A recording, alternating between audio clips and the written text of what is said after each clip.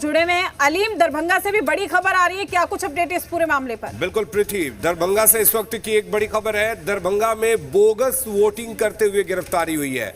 2 फर्जी वोटर गिरफ्तार हुए हैं। दरभंगा से ये बड़ी खबर आपको बता दें, बोगस वोटिंग करते हुए 2 लोगों को गिरफ्तार किया गया है। आपको बता दें कि गौरा बहराम प्रखंड के लगमा गांव में ये घटना सामने आई है, जहां पर 2 लोग फर्जी वोटिंग कर रहे थे और उसी दौरान उनकी गिरफ्तारी हुई है। 172 नंबर बूथ पर वोटिंग करते इनको गिरफ्तार किया गया है। तो गौरा बहराम प्रखंड के लगमा गांव में अरेस्टिंग हुई है। मुकेश हमारे साथ जुड़े हुए इस खबर पर ज्यादा जानकारी के लिए। मुकेश, किस तरह से गिरफ्तारी हुई है और ये कौन लोग थे जो गलत तरीके से, फर्जी तरीके से वोटिंग करने की कोशिश कर रहे थे? मैं आपको बता दूं कि केशव कुमार और सौरव कुमार दोनों जो है लगातार वहाँ फोकस वोट गिराने का प्रयास कर रहे थे। इसी क्रम में जब उन लोगों ने अपना मतदान करने के बाद दोबारा जब लाइन पे लगा, उसके बाद पुलिस को शक हुआ। शक होने के बाद उन लोगों ने दोनों को से बात की और बात करने के बाद उनको गिरफ्तार कर लिया है। ये गौरव विधानसभा के गौरव प्रखंड के घनश्यामपुर थाना क्षेत्र के 22 लगमा गाँव का मामला है। 172 नंबर बूथ पर ये दोनों युवक बोगस वोटिंग करते हुए पकड़ाए हैं। उनको गिरफ्तार कर उनको लेकर के पुलिस सभी हिरासत में लेकर के घनश्यामपुर थाना जा चुकी है। वहीं मैं आपको बता दूं कि जब हमने वरीय अधिकारी से बात करने का प्रयास किया, उन्होंने बताया कि पहले हम ये बात पता लगा रहे हैं कि ये लोग किनके पक्ष में मतदान करना चाह रहे थे। इन बात के पूछताछ के बाद ही कोई बात बताने की स्थिति बता रही है पुलिस। जी मुकेश, क्या पता लग पाया है? क्या ये किसी पार्टी के समर्थक थे, कार्यकर्ता थे, कौन थे और किस तरीके से आखिर वहां तक पहुंच गए कि वो बोगस वोटिंग कर सके? क्योंकि चुनाव आयोग अपनी तरफ से हर तरह से एहतियात बरत रहा कि चुनाव आयोग को लेकर ही बता दें, चुनाव आयोग के जो कर्मी हैं या यूं कह दो पुलिस वाले, वो इतने एक्टिव थे, ये दोनों पकड़ा गए। क्योंकि दोनों पहली बार तो इन दोनों ने अपना मतदान कर लिया, दोबारा जब ये लोग मतदान कर रहे थे फर्जी नाम था इन लोगों का। जो नाम इन लोगों का था वो फर्जी था। तो उसी फर्जी नाम जब युवक के हाथ से जब उनका पर्चा लिया गया, पर्चा लेने के बाद उनसे नाम पूछा गया तो वो सकभोरा गए। सकभोराने के बाद जो है तो दोनों लोगों को पुलिस ने गिरफ्तार अपनी हिरासत में ले लिया और थाना ले लिए। जी चलिए, बहुत शुक्रिया मुकेश तमाम जानकारी देने के लिए। आप नजर बनाए रखिए। तो फिलहाल ये पता लगाने की कोशिश की जा रही है कि किसके पक्ष में ये वोटिंग करना चाहते थे, लेकिन फिलहाल आपको बता दें कि 2 लोगों को गिरफ्तार किया गया है। ये दोनों लोग 172 नंबर बूथ पर बोगस वोटिंग करते हुए पकड़े गए। प्रीति, बिल्कुल अलीम, आपके साथ हम जुड़े रहेंगे, लगातार अपडेट भी हम आपसे लेते रहेंगे। साथ ही हमारे जो गेस्ट है वो भी चर्चा के लिए लगातार हमारे साथ बने हुए हैं, उनका रुख कर लेते हैं। सबसे पहले मैं खुशबू आपका ही रुख करना चाहूंगी, क्योंकि आप पॉलिटिकल एक्सपर्ट है, लेकिन सियासी हवा फिलहाल किस ओर नजर आ रही है? ये हर एक पल कहीं ना कहीं परिवर्तन, बदलाव का है ये कहे, या फिर ये कहे कि जनता का मूड समझना भी थोड़ा मुश्किल है, थोड़ा वक्त देना होगा? देखिए, जनता के मूड की बात करें तो वो तो हमें वोटर्स की लाइन दिख ही रही है कि जनता क्या चाह रही है। और बिहार की जनता ने बहुत एक ऐसा दौर देखा है जिसको हम कह सकते हैं डार्क पीरियड, जो कि 1990 से 2005 तक का था। और आपको पता है कौन सा राज था? जंगल राज। अगर हम बात करें, जनता बिहार की उस राज, उस टाइम में, उस दौर में थी जहां पर गन कल्चर चलता था, जहाँ पे कास्ट बेस्ड पॉलिटिक्स डोमिनेट करती थी, जहाँ पे ब्यूरोक्रेसी पॉलिटिसाइज था, जहाँ पर खुद बिजनेसमैन, डॉक्टर्स यहाँ तक बिहार को छोड़ कर भागते थे। किडनैपिंग का एक दौर चलता था, इंडस्ट्री चलती थी किडनैपिंग की जिसे कहेंगे, और बहुत बुरा हाल था कि लोग अपने घर से बाहर निकलने से डरते थे। माइग्रेंट्स पीक पर थे, लोग छोड़ कर बिहार भागते थे, दिल्ली में काम ढूंढते थे, मुंबई में काम ढूंढते थे, पंजाब में जाते थे। लेकिन बात की जाए 2005 के बाद की, तो मेरे एनालिसिस ये कहते हैं कि वाकई 2005 के बाद एक बदलाव दिखा। और बात की जाए आज की, तो आज वो समय है कि बदलाव तो शुरुआत हो चुकी थी। आज एग्जीक्यूशन का समय है, आज इम्प्लीमेंटेशन का समय है, आज कंटिन्यूटी की गवर्नेंस का समय है, क्योंकि वोटर्स चाहता है कि जो काम पिछले 15 साल से चलते आए हैं वो हर कोई देख रहा है, वो एक उस फिनिशिंग लाइन पर है कि वो काम खत्म होने पर है। और वोटर्स अब ये चाहता है कि एनडीए की सरकार जो है, प्रेजेंट सरकार है, बीजेपी की सरकार, ये कंटिन्यूएशन में रहे, क्योंकि जो काम चलते आ रहे हैं अगर गलती से सरकार बदली तो वो काम पे फुल स्टॉप लग जाएगा। लेकिन नहीं, वोटर्स चाहता है जो आज इंफ्रास्ट्रक्चर है, जो आज बिजली पानी का है, जो रोड का है, जो एजुकेशन की बात है, आज हर वोटर उस पे फोकस्ड है, ना कि किसी कास्ट वोट पर फोकस्ड है या कहीं भी बायस। आपको लगता है कि परिवर्तन हुआ है 2005 के बाद से? राज छविराज भी हमारे साथ जुड़े हुए हैं। राज छविराज जी, मेरा सवाल आपसे ये, क्या आपने भी वो परिवर्तन की तस्वीर देखी है जिसकी तकदीर बदलने की आप लोग बात कर रहे हैं? क्या आपको लग रहा है कि वो तस्वीर जो आप देख रहे थे बिहार के लिए वो नहीं बन पाई है, इसलिए कहीं ना कहीं अब आप चाहते हैं कि बदलाव हो? लेकिन अगर कांग्रेस की स्थिति की बात करूं मैं बिहार में, तो आखिर इससे पहले जिस तरीके की सियासत हुई है, क्या लग रहा है आपको इंपैक्ट पड़ेगा? एकजुटता तो फिलहाल नहीं दिखाई दी थी महागठबंधन में।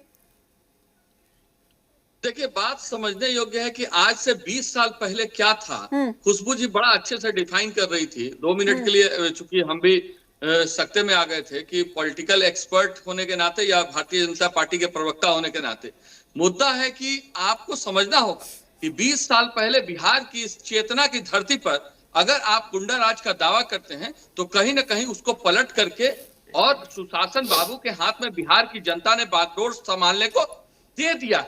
तो अब जो बात होनी चाहिए वो वर्तमान परिस्थितियों में होनी चाहिए। हालांकि जंगल राज की उपाधि देने का अधिकार सीधे तौर पे आपको नहीं, जनता को था, और जनता अगर आपकी बात राजी, लेकिन खुशबू भी तो एक आम नागरिक है, वो भी तो अपनी बातें रख सकती है ना सर। अगर मैं एक एंकर हूँ तो मैं भी तो अपनी प्रतिक्रिया रख सकती हूँ कि मैंने क्या बदलाव देखा या नहीं देखा या क्या परिवर्तन देखा। सकते कि उस चीज को लेते हुए आप अगर विकास का बागडोर जो है कहीं और चला गया तो बिहार कहीं और चला जाएगा। क्या 20 साल में बिहार की जनता इतनी मजबूत नहीं हो पाई है? क्या और विपक्ष की पार्टियां इतनी मजबूत नहीं हो पाई हैं? क्या बिहार की जनता इतनी छलावे में जिंदगी जीती है कि उनको आज समझ नहीं आ रहा है कि वो वोटिंग किस पे कर रहे हैं? देखिए, इन बातों से इतर बहरहाल मैं एक बात और बता दूं आपको। अभी अमित शाह जी का भाषण मैं सुन रहा था और अमित शाह जी ने एक बात कहा कि बहुत सारे उद्योग धंधे पश्चिमी चंपारण की धरती पे लाने जा रहे हैं और लाने का वादा भी किया और दावा भी भरा उन्होंने।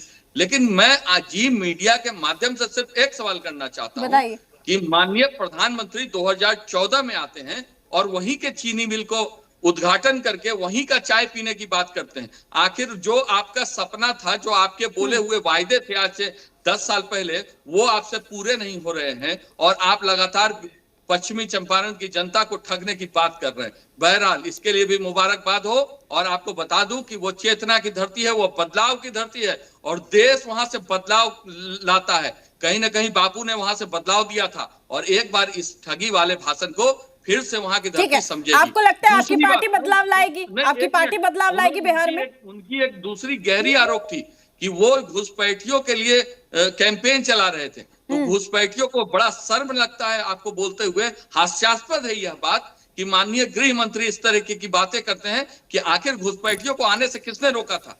10 सालों से आपकी सरकार है, बिहार की जनता को आप किस तरीके से ठगने की कोशिश कर रहे हैं भाई? चलिए ठीक है, मैं लौटूंगी आपके पास। अरुण जी काफी देर से कुछ कहने की कोशिश कर रहे हैं। अरुण जी रखिए अपनी बात।